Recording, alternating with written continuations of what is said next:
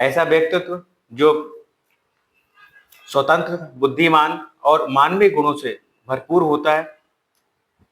ऐसे लोग जो दूसरों के प्रति सहानुभूति रखते हैं और समाज के लिए कुछ करना चाहते हैं। ये स्वयं के लिए ना सोचकर ये पूरे समाज के लिए, पूरे एक ग्रुप के लिए, पूरे देश के लिए सोचते हैं। इसके अलावा बात करें तो इनकी अगर मैं शारीरिक बनावट कहूँ तो आमतौर पे दुबले-पतले होते हैं, लंबे होते हैं। इनकी आँखें बहुत ज़्यादा आकर्षण लिए होती हैं और चेहरा गोल तथा अंडाकार हो सकता है। ये लोग बहुत ही स्वतंत्र और मौलिक विचारों वाले होते हैं। ये थोड़ा-सा लीक से हटकर सोचने में अपने आप को बड़ा कम्फर्ट महसूस करते हैं। जो दुनिया का पैटर्न है, जो चल रहा है, उसे थोड़ा डिफरेंट सोचते हैं और उनमें उनको आनंद आता है।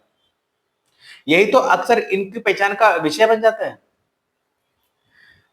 पारंपरिक सोच से थोड़ा अलग सोचते हैं, ट्रेडिशनल चीज़ों से थोड़ा-सा अलग, जो चल रहा है ठीक है, थोड़ा डिफरेंट कर सकते हैं। इस तरीके की सोच एक क्रिएटिविटी इनके माइंड में हमेशा बनी रहती है। क्रिएटिव पर्सन्स होते हैं।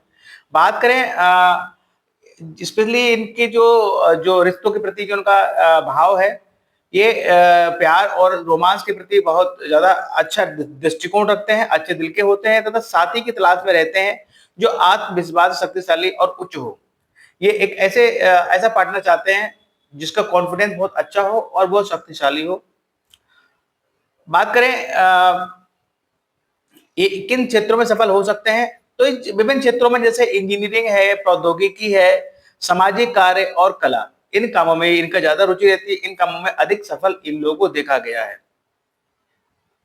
ये लोग कभी-कभी जिद्दी और हठी भी हो सकते हैं। ये दूसरों से थोड़ा अलग महसूस करते हैं और उन्हें दूसरों के साथ घुलने मिलने में समय लगता है।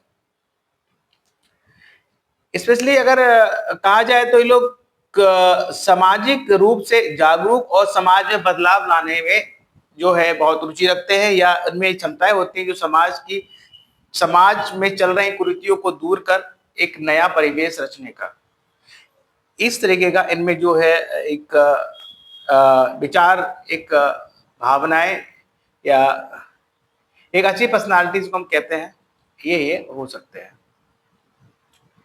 तो मित्रों, आप जान गए होंगे कि मैं किस टॉपिक पर बात करने वाला हूँ। जी हाँ, आप सही समझ रहे हैं। मैं आज बात करने वाला हूँ कुंभ लगन के लोगों की, या एक्वेरियस असेंडेंट यानी कि कुंभ राशि वाले लोगों की बात कर रहा हूँ।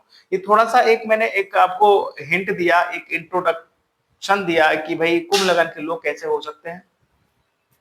स्पेशली अगर बात की जाए इनकी इस के अलावा और तो मेनली मैं अगर कहूँ तो इनका जो एलिमेंट होता है वो एयर होता है और रूलर प्लेनेट इनका सैटर्न होता है। सैटर्न देखिए आगे तो कर्म प्रधान ग्रह सैटर्न कहे गए हैं। तो ऐसे लोग कर्म प्रधान लोग कहे गए हैं, मेहनत करते हैं, अपनी मेहनत से अ, परिस्थितियों को बदलने की क्षमता अगर किसी में है तो वो कुंभ लगन के लोगों के अंदर भरपूर मात्रा में ये चीज रहती है। इसके अलावा अगर बात की जाए कि जो इनके मित्र जो ग्रह है वो स्पेशली बुध, शुक्र और राहु इनको अपना मित्र मानते हैं, सूर्य, चंद्र और मंगल को अपना शत्रु मानते हैं। बहुत केयरिंग होते हैं, वेरी इंडिपेंडेंट होते हैं, यूनिक होते हैं, मतलब यूनिक स्टाइल डूइंग थिंग, चीजों को थोड़ा डिफरेंट तरीके से करते हैं। मैंने बोला ना कि दुनिया जिस पैटर्न पे काम कर रही है उस पैटर्न से हटकर काम करते हैं, चीजों को इजी बनाते हैं, चीजों को सिस्टमेटिक बनाते हैं। दूसरा, ये सिस्टमेटिकल तरीके से काम करना ज्यादा पसंद करते हैं और स्वयं के लिए कुछ समय चाहते हैं कि भाई ठीक है काम धंधा ठीक है, लेकिन स्वयं के लिए भी ये कुछ टाइम निकालना चाहते हैं, चाहे दिन का कोई समय हो या फिर जिस तरीके से शेड्यूल बनाए वीकली या जैसा भी हो, अपने लिए खुद के लिए कुछ समय, क्योंकि वो क्रिएटिव पर्सन होते हैं तो इनको खुद के लिए टाइम देना बहुत जरूरी होता है। ये बहुत जल्दी जोन आउट कर जाते हैं, इनके बहुत आसान होता है एक प्लेटफॉर्म से लीव करके दूसरे प्लेटफॉर्म को ज्वाइन करना। ये सबके लिए आसान नहीं होता, लेकिन इनके लिए एक बहुत छोटी सी चीज है। ये कभी माफी नहीं मांगते, नेवर अपोलोजाइज। और दूसरा, ये चीज की केयर नहीं करते कि डू नॉट केयर। आपको मालूम है कि आपको बहुत से लोग पसंद नहीं करते, लेकिन उसकी आप परवाह नहीं करते, क्योंकि but you don't care about them. Music सुनना पसंद होता है, सॉन्ग ऑन लूप। अगर कोई गाना पसंद आ गया तो उसको तब तक सुनेंगे जब तक उससे इनकी इच्छा ना भर जाए। इस तरीके के पर्सन होते हैं और सेकंड चांस किसी को जल्दी देते नहीं है, नेवर चेंज एनीवन। और किसी के लिए खुद को चेंज नहीं करते। इस तरह की पर्सनालिटी जो है कुंभ लगन अथवा राशि वालों के लोगों की होती है।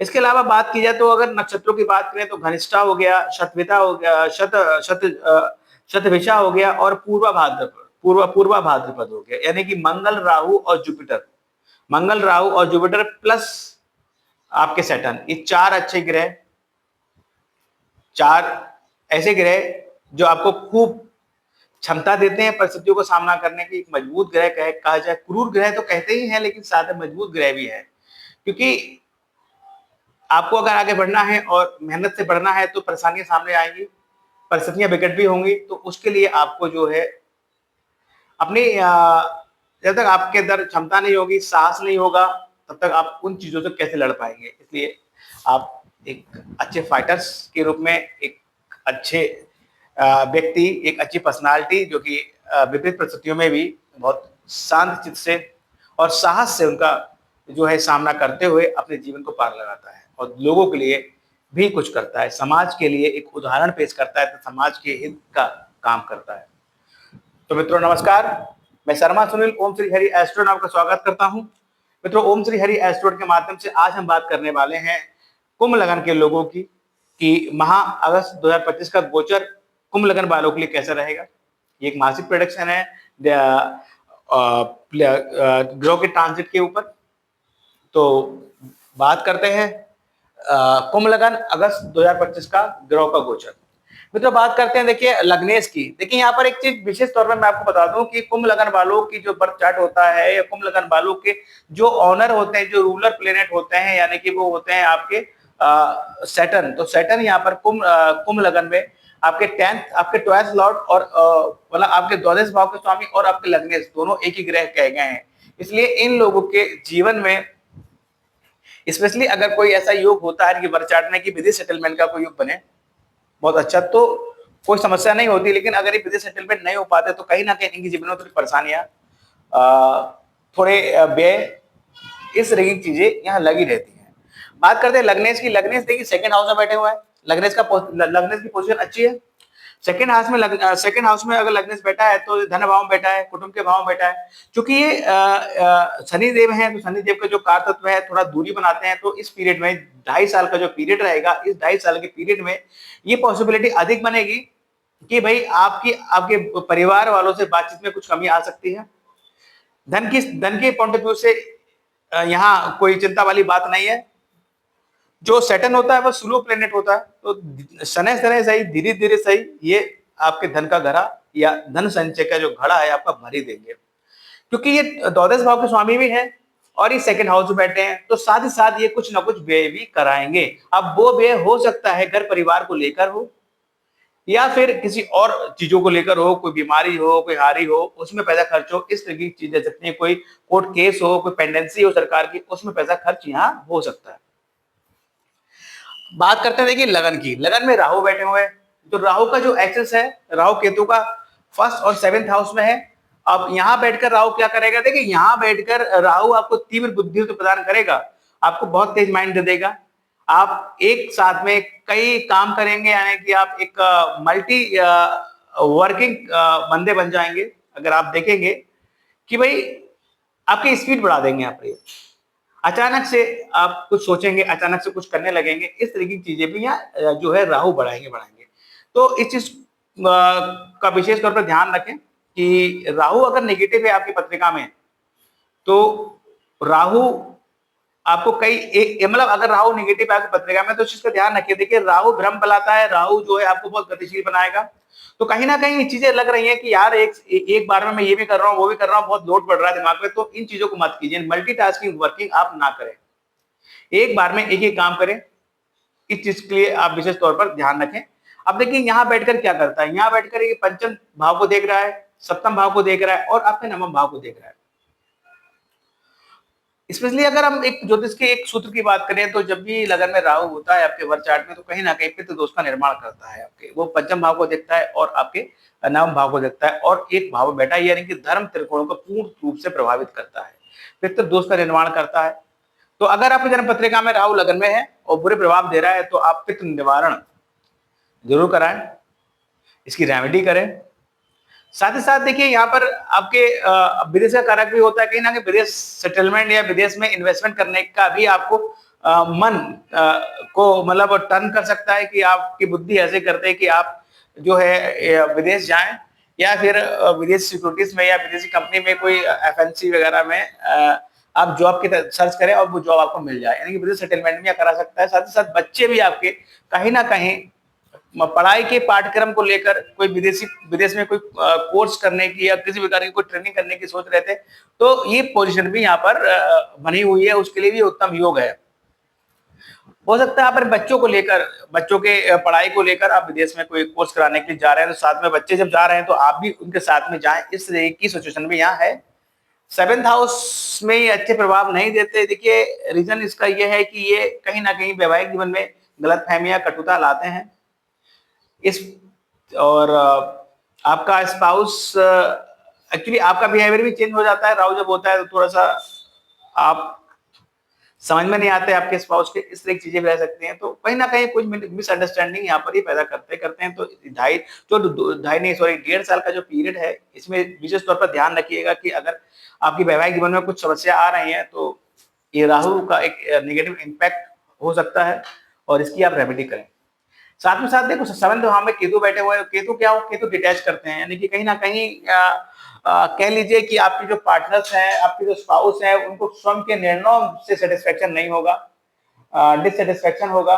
और साथ ही साथ देखिए स्पेशली मैं अगर बात करूं तो जिन जातकों के देखिए 7th हाउस जो 7th हाउस की बात छोड़ देते हैं, हम बात करते हैं केतु की। केतु डिटैचमेंट करता है, राहु अटैचमेंट करता है। राहु लगाव दे देता है और केतु जो है बिल्कुल बिछड़ाव दे देता है, दूरी बना देता है। तो ऐसे एक्चुअली क्या होता है कि जिन जातकों के जन्म पत्रिका के 7th हाउस में केतु होता है और उनका पार्टनर अगर स्पिरिचुअल नहीं होता है तो उनका रिश्ता टूटने के बहुत ज्यादा चांसेस रहते हैं। तो यहाँ पर केतु क्या करता है, 7th हाउस का केतु स्पिरिचुअलिटी, यानी कि स्पिरिचुअलिटी जो है आपके वैवाहिक जीवन को बचा लेती है। तो कहीं कोई समस्या लग रही है, इस तरीके का अलगाव होने का समस्या है या बहुत ज्यादा समस्या बढ़ रही है आपस में, तो आप अपने स्पाउस को बोलें कि वो स्पिरिचुअल हो जाए और उनको समझाएं, और वो जैसे ही वो स्पिरिचुअल हो जाएंगे तो कहीं ना कहीं स्पिरिचुअलिटी देर सवेर आपके रिश्ते को बचा लेगी।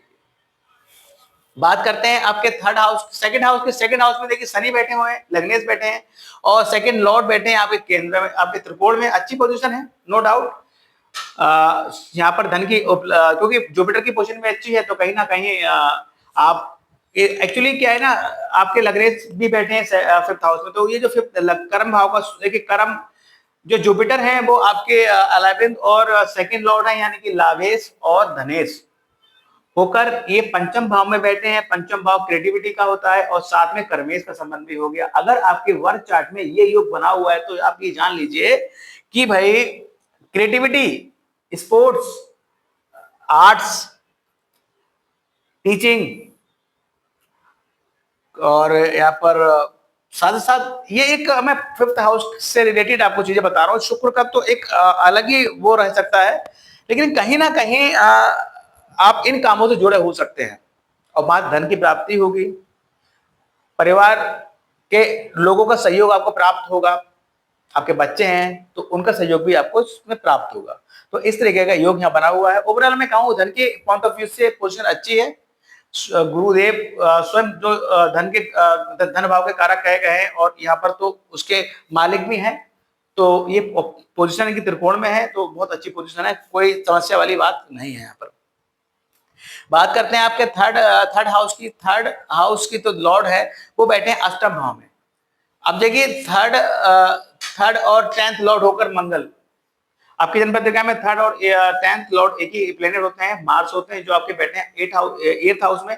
8th हाउस तो अच्छा नहीं कहा गया है, उलझनों का भाव कहा गया है, रिसर्च का भाव कहा गया है। लेकिन अगर आप देखिए दो चीजें हैं, अगर आप 8th भाव से रिलेटेड यानी कि 8th हाउस के जो है क्या बोलते हैं फैक्टर से जुड़ते हैं या उनके इंग्रेडिएंट से रिलेटेड आपको काम कर रहे हैं, आपके उद्योग धंधे हैं, इंश्योरेंस का काम है, मेडिकल इक्विपमेंट बनाते हैं, आप रिसर्च के काम कर रहे हैं, आप ऑकल्ट से जुड़े हुए हैं, आप सेना जुड़े हुए हैं, आप आर्मी जुड़े हुए हैं, आप बिजली विभाग में है, आप फायर ब्रिगेड में है, इस तरीके के अनंत यहाँ से फैक्टर्स देखे जाते हैं। तो अगर इन फैक्टर से रिलेटेड कोई काम कर रहे हैं तो यहाँ छोटी-मोटी यात्राएं आपको हो सकती हैं, लेकिन आपको छोटी-मोटी यात्राएं आपको बहुत फायदा पहुंचाएंगी। अब अष्टम में मंगल जब बैठता है तो देखो हम लोग एक एडवाइस करते हैं कि भाई और अपने जो है आप जो कार वार चलाते हैं ड्राइव आप बहुत केयरफुली करें, कहीं चोट चपेट लगने के चांसेस भी रहते हैं। इसके इतर मैं कहूँ कि अगर हो सकता है कि कोई पैतृक संपत्ति आपको मिले, इस तरह की चीजें भी यहाँ रह सकती हैं। स्पेशली एक चीज और कहूँ कि जिन जातकों की जन्म पत्रिका में अष्टम भाव में मंगल होता है तो स्पेशली मैं एक बड़ा अच्छा सूत्र आपको दे रहा हूँ। अष्टम भाव में मंगल अगर जब भी होगा किसी भी जातक के वर्ष चार्ट में, तो यकीन मानिए जब भी वो प्रॉपर्टी खरीदेगा या कह लीजिए विवादित प्रॉपर्टी से उसको लाभ होगा, यानी कि वो विवादित प्रॉपर्टी खरीदेगा उसके बाद उसको उचित दामों में, क्योंकि मिट्टी को छू लिया इन्होंने तो वो सोना बन गया। इस तरह की चीजें रह सकती है, विवादित प्रॉपर्टी से लाभ यहाँ ही कमा सकते हैं। और दूसरा देखिए 10th लॉर्ड बैठे हैं आपके अष्टम भाव में, तो कहीं ना कहीं आपके कर्म क्षेत्र पर चैलेंजेस बढ़ेंगे, कोई ना कोई गुप्त शत्रु आपको परेशान कर सकते हैं, इस तरीके की चीजें रह सकते हैं। लेकिन अगर आप अष्टम भाव से रिलेटेड आप काम कर रहे हैं तो उसमें आपको निसंदेह बहुत अच्छा जो है आपको फल प्राप्त होगा। एक चीज और है, देखिए कर्म भाव का स्वामी, कर्म भाव का स्वामी अगर अष्टम भाव में बैठता है, अष्टम भाव जो है इनहेरिटेंस का है, तो ऐसे लोग बगैर कमाए इनके पास पैसा आता है, बगैर कमाए इनके पास इनकम आती है। ये एक आजमाया सूत्र है, आप देखिएगा अगर आपकी जान पहचान आसपास के लोग आप देखते होगे यार ये तो कुछ करता नहीं लेकिन सब कुछ चल रहा है, घर परिवार को बड़े चल रहा है इसका, तो आप निश्चित तौर पर जब उनकी जन्म पत्रिका देखेंगे तो उनका 10th लॉर्ड का संबंध 8th हाउस से जरूर होगा। इसके अलावा देखिए बात करते हैं आपके 4th हाउस की, 4th लॉर्ड बैठे हैं, यानी कि देखिए 4th लॉर्ड शुक्र आपके पंचम भाव में बैठे हैं, तो घर प्रॉपर्टी वाहन खरीदने के उत्तम योग है, कोई दिक्कत नहीं, बहुत बढ़िया योग बना है। माता से धन की प्राप्ति, माता माध्यम हो सकती है धन की प्राप्ति में, इस तरीके के योग यहाँ बने हुए हैं। सुख सुविधाओं के लिए बहुत अच्छा योग है, यानी घर में कह लीजिए शांति होगी, आप उस शांति का पीस ऑफ माइंड का आनंद लेंगे। पंचम भाव में गुरु और शुक्र दोनों गुरु, एक दैत्य गुरु एक दैव गुरु बैठे हुए, बहुत अच्छा योग बना हुआ है। अब देखिए जुपिटर जो है लावेश और धनेश है, और शुक्र जो है आपके अति योग कारक ग्रह, यानी कि कुंभ राशि वालों के लिए जो वीनस है वो अति योग कारक ग्रह कहे गए, और अति योग कारक ग्रह का बैठना आपके 5th हाउस में, जो कि आपके भाग्य भाव के स्वामी है, आपके सुख भाव के स्वामी है, तो निसंदेह कहीं ना कहीं संतान की उत्पत्ति के उपरांत एक जनरल जो एक योग है कि संतान की उत्पत्ति के उपरांत, संतान के जन्म के उपरांत आपको आपका भाग्य बढ़ेगा और आपको सुख सुविधाओं की प्राप्ति होगी। पहली चीज तो योग है। अब जो जुपिटर यहाँ बैठे हुए हैं, जुपिटर यहाँ बैठे हैं, तो जो लोग स्टूडेंट हैं उनके लिए बहुत अच्छा पीरियड है, वो बहुत थोड़ी मेहनत करेंगे बहुत ज्यादा सफलता मिलेगी। इस तरीके का एक मैजिक रहेगा, वो भी सोचेंगे यार कि मैंने इतनी तो मेहनत ही की नहीं कि इतनी मेरी परसेंटेज आ गई। होता ना कभी कभार कि हमने सोचा यार मैं तो जो है इस बार एग्जाम में पास, मेरी परसेंटेज बहुत डाउन रहेगी, बहुत पुअर रह सकता हूँ, क्योंकि अब फेल तो कोई होता नहीं, तो मैं ये तो नहीं कह सकता कि मैं पास नहीं हो पाऊंगा, ऐसा सेंटेंस कोई बोलेगा, ये कह सकता है यार बहुत पुअर परसेंटेज रह सकती है, मैंने मेहनत नहीं की है। लेकिन अब देखा जब रिजल्ट तो परसेंटेज जो है एक्सपेक्टेशन से अधिक आ गई, तो वो कमाल है जुपिटर का। अगर जुपिटर बहुत अच्छा है आपकी जन्म पत्रिका में तो निसंदेह ऐसा चमत्कार होता है।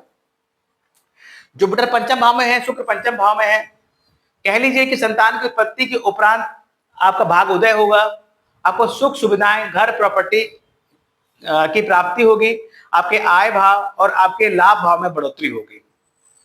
तो ओवरऑल मैं कहूं कि यहां पर आपके प्रेम संबंधों के लिए, संतान उत्पत्ति के लिए, और स्टूडेंट है तो पढ़ाई के लिए 5th हाउस से रिलेटेड जो भी और इसके पार्ट्स हैं, जो भी इसके सेक्टर हैं, अगर बात करें स्पोर्ट्स की बात करें, आपके जो है ये भाव जो होता है वो मनोरंजन का होता है, वो क्रिएटिविटी का होता है, वो कहते हैं ना सिंगिंग डांसिंग इन सब चीजों का होता है, मतलब नेता अभिनेता टाइप का जो होता है ना क्रिएटिविटी का, वो सारा भाव होता है। तो इन सब चीजों में यहाँ बहुत अच्छा आपको प्रभाव मिलेगा, बहुत अच्छा फल मिलेगा। ओवरऑल पंचम भाव से रिलेटेड जो आपकी, हालांकि राहु यहाँ एक्सपेक्ट कर रहा है, लेकिन राहु यहाँ जहां आपको फ्लेक्सिबिलिटी देगा भाई, जो जुपिटर बैठे हैं ना बहुत मजबूती से, वो आपको स्टेबिलिटी देंगे, लेकिन जब तक यहाँ पर जुपिटर तब तक राहु यहाँ पहुंचता चीजों का बिगाड़ नहीं पाएगा, ये आप लिख कर रख लीजिए। लेकिन जैसे ही जुपिटर 17 अक्टूबर के यहाँ से हट कर ये आपके छठे भाव में आएंगे, तब राहु का जो है काम शुरू हो जाएगा। राहु पूरी तरह से हावी हो जाएगा पंचम भाव में। उस पीरियड में क्या होगा, उस पीरियड में आपके अपने बच्चे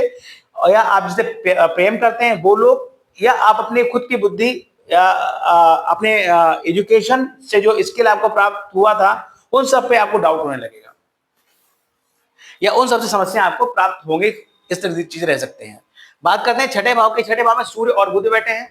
देखिए यहाँ पर एक चीज बताना रह गई थी। देखिए पंचम भाव का स्वामी जो है आपके छठे भाव में बैठा है, तो इसका बहुत ज्यादा इम्पैक्ट नहीं होगा, क्योंकि एक पहली चीज तो ये रेट्रो है और 10 अगस्त तक रेट्रो रहने वाले हैं, यानी कि 10 अगस्त तक उनका जो एक्सपेक्ट है वो यही होगा। 10 अगस्त तक कुछ चिंता वाली बात नहीं है। लेकिन 11 का जैसे जाएगा तब भी कोई इशू नहीं है इतना बड़ा। हम ये कह सकते हैं कि भाई जनरली कि पंचम भाव का स्वामी छठे भाव बैठा है, तो कहीं ना कहीं संतान को हेल्थ का इशू रह सकता है। ठीक है, हेल्थ का इशू रह सकता है, थोड़ा नजला जुकाम या कोई ना कोई हल्की फुल्की कोई दिक्कत हो सकती है। लेकिन यहाँ पर जो दोनों जो शुभ ग्रह बैठे हैं, शुभ जुपिटर बहुत ज्यादा नहीं मैं कहूंगा, क्योंकि आपके 11th और हालांकि 11th लॉर्ड होकर ये शुभ है, लेकिन शुक्र आपके अधिक जो है शुभ कारक है, तो कोई इस तरीके का इशू, कोई घबराने वाली बात यहाँ पर नहीं है। बात करते हैं छठे भाव के सूर्य और बुध बैठे हुए हैं, यानी कि कह लीजिए कि जो बुध है वो आपके पंचम भाव के स्वामी है और आपके अष्टम भाव के स्वामी है।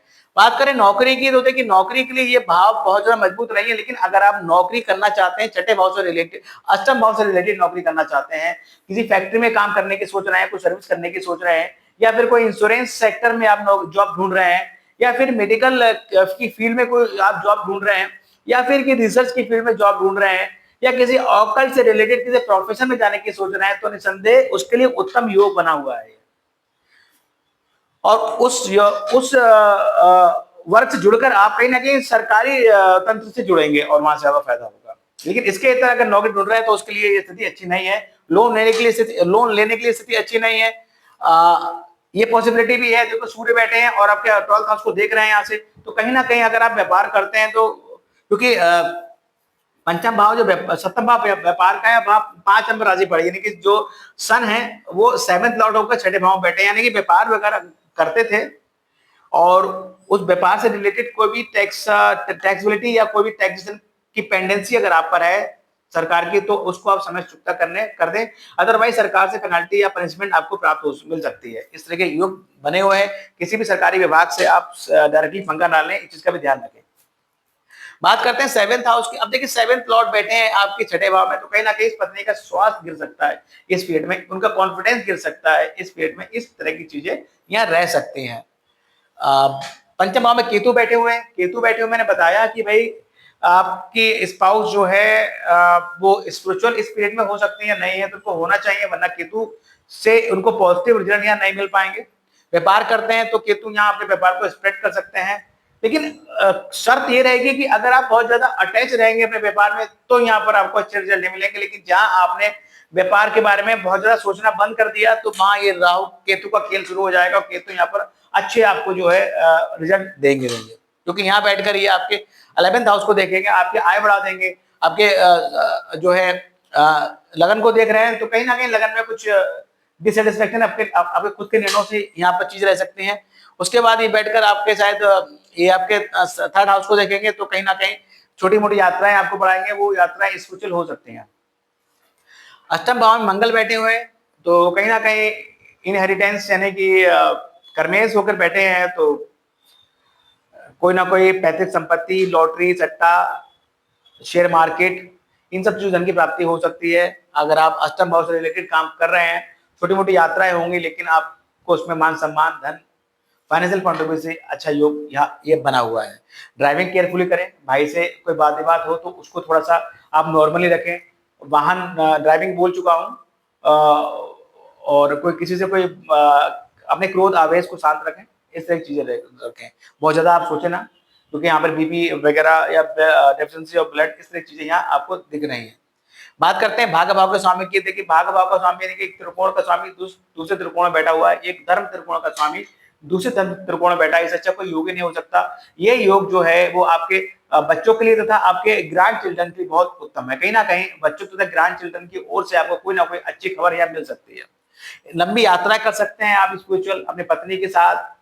और वो यात्राएं स्पिरिचुअल हो सकती है, इस तरह चीजें रह सकती हैं, बच्चों के साथ कर सकते हैं यात्राएं। हायर एजुकेशन में बहुत बढ़िया परफॉर्मेंस आपका रहेगा। 10th लॉर्ड बैठे हैं आपके अष्टम भाव में, तो उलझने रह सकती हैं। अगर आप अष्टम भाव से कार से जुड़े नहीं है तो कुछ चैलेंजेस आपके जो है 8th हाउस से रिलेटेड रह सकते हैं। आपके 11th हाउस की बात करें तो 11th लॉर्ड बैठे हैं आपके पंचम भाव में, पंचम भाव से बैठकर वो अपने इस घर को देख रहे हैं और यहाँ पर योग कारक ग्रह भाग्येश भी देख रहे हैं। तो इनकम के पॉइंट ऑफ व्यू से ये जो पीरियड है ये कुंभ वालों के लिए बहुत उत्तम होने वाला है।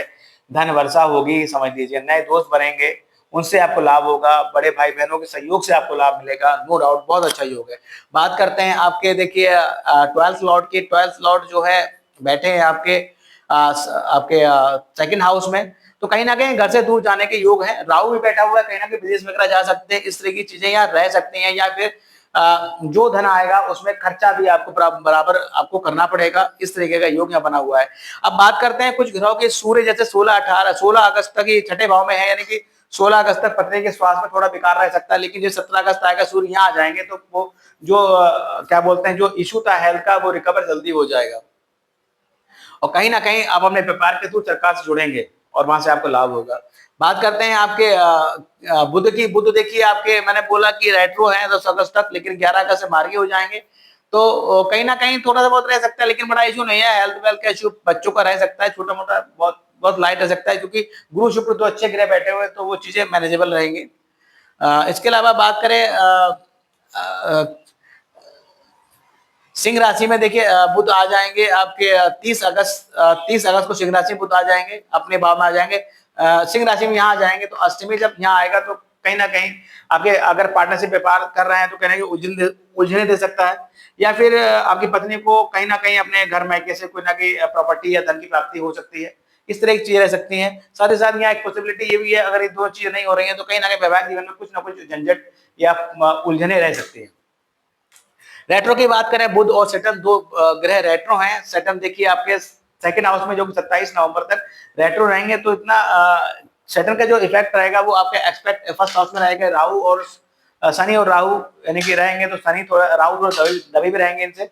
ओवरऑल दोनों जो है कहते हैं कि मित्र हैं, तो कितना बड़ा इशू नहीं है। इसके अलावा देखो, अगर बात की जाए आपकी और आपके स्पाउस की, तो आप बहुत जो है डीप सोच और बहुत गहन सोच वाले व्यक्ति हैं। पर्सनल अपीयरेंस को आप ज्यादा महत्व नहीं देते, दाढ़ी वाड़ी होती है आपके अगर आप मेल हैं तो। और जो आपका स्पाउस होता है वो बहुत बड़ा ही क्या बोलते हैं ना, सिंग लगन के लोग होते हैं, थोड़े से स्टाइलिस्ट, एक्सपेंसिव, फ्री माइंड, बढ़िया, एक अच्छी पर्सनालिटी होती है। तो कहीं ना कहीं थोड़ा सा रहता है कि भाई आप बहुत गहरा सोचते हैं, आप वो उतना गहरा नहीं सोचते, लेकिन उनकी थिंकिंग बहुत अच्छी होती है आपके स्पाउस की। वो अपने से छोटे लोगों का बड़ा विषय ध्यान रखते हैं, हर किसी के प्रति मान आदर की संभावना उनकी रहती है। इस तरह की चीज रह सकती है। थोड़े फनी मोमेंट, थोड़ी फनी विचार के व्यक्ति ये हो सकते हैं। अब देखिए, बात करते हैं प्रदोष व्रत की। 6 अगस्त और 20 अगस्त को प्रदोष व्रत है। अगर आप कहीं ना कहीं नौकरी से रिलेटेड समस्या चल रही है, बार बार ट्रांसफर हो जाता है, देखिए यहाँ पर ट्रांसफर होने के चांसेस भी है, आपका वर्किंग प्लेस होने के चांसेस भी यहाँ पर योग बना हुआ है। इसके अलावा प्रदोष व्रत की बात करें, कहीं ना कहीं छठे भाव से रिलेटेड आपको समस्या हो रही है, बहुत ज्यादा लोन हो गया है, बहुत शत्रु परेशान कर रहे हैं, कोई ना कोई रोग लगाए वो हावी है, बहुत ज्यादा नौकरी में परेशानी चल रही है, तो इस तरह की दिक्कत के लिए आपको सदैव प्रदोष व्रत करना चाहिए। शिवालय जाएं, वहां शिव जी पे जलाभिषेक करें और जो है पूजा अर्चना करें, क्षमा याचना करें उनसे। और ज्यादा समस्या है तो कम से कम एक बार रुद्राभिषेक आप जरूर कराएं, तो निसंदेह आपके मन में एकाग्रता होगी। छठे भाव से रिलेटेड यानी कि शत्रु, रोग और रिपु आप जो है आपसे परास्त होंगे, और कहीं ना कहीं जो आपकी नौकरी अगर करते हैं, जॉब करते हैं, तो उसमें व्याप्त कठिनाइयों का निराकरण होगा। बात करते हैं चतुर्थी का। संकष्टी चतुर्थी 12 अगस्त को है और विरायक 27 अगस्त को है, यानी कि पंचम और अष्टम भाव से रिलेटेड समस्याएं हैं, तो उसकी निवारण के लिए निसंदेह आप चतुर्थी का व्रत करें। गणेश मंदिर जहां उनको लड्डू का भोग लगाएं, उनके चरणों में ध्रुवा अर्पित करें, क्षमा याचना करें, उनसे पूजा अर्चना करें, तो निसंदेह जो है आपके संतान से रिलेटेड समस्याएं या अष्टम भाव से रिलेटेड दिक्कतें जो हैं वो कम होंगी। बात करते हैं, देखिए अमावस्या की। 22 अगस्त को अमावस्या है, 10 अमावस्या। अगर आपकी जन्म पत्रिका में राहु की पोजीशन अच्छी नहीं है, राहु की प्लेसमेंट अच्छी नहीं है, और कहीं ना कहीं उनसे आपको नेगेटिव रिजल्ट प्राप्त हो रहा है, तो निसंदेह आप अमावस्या वाले दिन जल्दी उठें। सुबह ब्रह्म मुहूर्त में उठकर आप जो है विष्णु सहस्त्रनाम का पाठ करें और बहते जल में नारियल को प्रभावित करें। अगर नारियल बहाने की या प्रवाहित करने की कोई व्यवस्था नहर वगैरह के आसपास नहीं है तो यथा सामर्थ आप नारियल मंदिर में जो है दान कर सकते हैं। इसके साथ साथ पितरों के निमित्त आप दक्षिण मुखी होकर, आप जो दक्षिण दिशा की तरफ मुख कर आप उनको जलांजलि दें। और इसके अलावा ब्राह्मणों को आप भोजन कराएं या फिर जरूरतमंदों की मदद कर सकते हैं। तो ये सब काम करके आप जो है राहु के नेगेटिव इफेक्ट को कम कर सकते हैं। इसके अलावा देखो बात करें गजकेसरी योग की, 5, 13, 20 और 27 यानी कि 5, 13, 20 और 27 अगस्त को गजकेसरी योग विद्यमान रहेगा। जिन जातक जातिकों के जन्म पत्रिका के अच्छे भावों में ये योग विद्यमान होता है, वे जातक और जातिकाएं बहुत थोड़ी सी मेहनत से फर्ज से असफल पहुंच जाते हैं। हमने देखा होगा हमारे चारों जो भी बड़े बड़े लोग हैं, प्रसिद्ध लोग हैं, नामी ग्रामी लोग हैं, उन सबके बड़े बिजनेसमैन हो, चाहे कोई नेता हो, चाहे कोई अभिनेता हो, उन सबकी जन्म पत्रिका में ये योग परोक्ष तथा अपरोक्ष रूप से विद्यमान अवश्य रहता है। इसके अलावा महीने के 4 दिनों की अपेक्षा आप फील करेंगे तो बाकी दिनों को छोड़ दें, इन 4 दिनों में आपके हाथ में कैश इनफ्लो अधिक रहेगा। आपके लिए बेस्ट सनसाइन की बात करते हैं, जेमिनी, लिब्रा, सेजिटेरियस और लियो यानी कि मिथुन और सिंह और आपके तुला तथा आपके धनु लग्न के लोग आपके लिए बहुत जो है लकी पर्सन होते हैं। तो सदैव अपने कठिन समय में इनसे एडवाइस लीजिए और इनका मान सम्मान बनाए रखिए। हेल्थ का इशू रह सकता है आपके जो है, दोनों में मैंने किस लिख दिया, हेल्थ का इशू आपका रह सकता है। मैं भी बताता हूं आपको, आपको 20 और 20, 21 और 22, 20, 21 और 22 ये 3 तिथियों में हेल्थ का इशू आपको रह सकता है। स्ट्रेस की बात करें 25, 26 अगस्त को स्ट्रेस रह सकता है। एक्सपेंसिव टाइम की बात करें 7, 8 और 9 अगस्त, ये 3 दिन बहुत ज्यादा महंगे रहेंगे आपके लिए, जरूरत से ज्यादा आप धन खर्च कर सकते हैं। तो इस चीज का विशेष ध्यान रखिए, जब भी ऐसा कोई व्यय करने का आपका प्रोग्राम बन रहा हो तो इन दिनों को याद कीजिएगा। और अगर इनमें से कोई भी दिन पड़ रहा हो तो उन दिन आप उस खर्चे को पोस्टपोन करके आगे के लिए पोस्टपोन कर दीजिए, तो आपका धन का जो व्यय होगा वो बचेगा। इसके अलावा अगर बात करें, देखो यहाँ पर एक चीज और है, ये देखिए रक्षाबंधन या पूर्णिमा 9 अगस्त की है और जन्माष्टमी 15 अगस्त की है। तो रक्षाबंधन और जन्माष्टमी की मैं आप सबको बहुत बहुत शुभकामनाएं देता हूँ। इसके अलावा देखिए आपकी बात करें, देखिए आपको सदैव शिव की भोलेनाथ की भक्ति करनी चाहिए, माँ भोलेश्वर नाथ की भक्ति, भगवान शिव की भक्ति आपको करनी चाहिए, गणेश उपासना आपको करनी चाहिए। स्टोन की बात करें तो आप स्टोन के रूप में आप डायमंड पहन सकते हैं। डायमंड के अलावा जो है आप जो है, अगर आपकी जन्म पत्रिका में सेटन की प्लेसमेंट अच्छी है तो आप नीलम वगैरह में धारण कर सकते हैं। लेकिन कोई भी स्टोन धारण करने से पूर्व एक बार अपनी जन्म पत्रिका का आप एक अच्छे एस्ट्रोलॉजर से जो है इन्वेस्टिगेशन अवश्य करा लें और एडवाइस ऑन एस्ट्रोलॉजी कोई भी स्टोन धारण करें। तो मित्रों एक छोटा सा प्रेडिक्शन था, अगस्त 2025 का जो महीना है उसमें जो ग्रहों का ट्रांजिट है वो कुंभ, लगन अथवा राशि वालों के लिए कैसे रहने वाला है। वीडियो पसंद है तो लाइक कीजिएगा। जिन लोगों ने हमारे चैनल ओम श्री हरि एस्ट्रो सब्सक्राइब नहीं किया तो प्लीज सब्सक्राइब माय चैनल। साथ ही साथ मैं आपसे रिक्वेस्ट करता हूं कि जो लोग आपके संपर्क में हैं और कुंभ लगन के लोग हैं उनको वीडियो जरूर फॉरवर्ड कीजिएगा ताकि वो जाने कि उनके लिए अगस्त महीने का जो गोचर है वो क्या लेकर आया है। साथ ही साथ आपके आशीर्वाद प्यार के लिए बहुत बहुत धन्यवाद। अपना आशीर्वाद और प्यार सदैव हम पर ऐसे बनाए रखिए। हमारे वीडियो को ऐसे लाइक कीजिए और सब्सक्राइब करते रहिए। So thank you very much. Radhe Radhe, जय माता दी।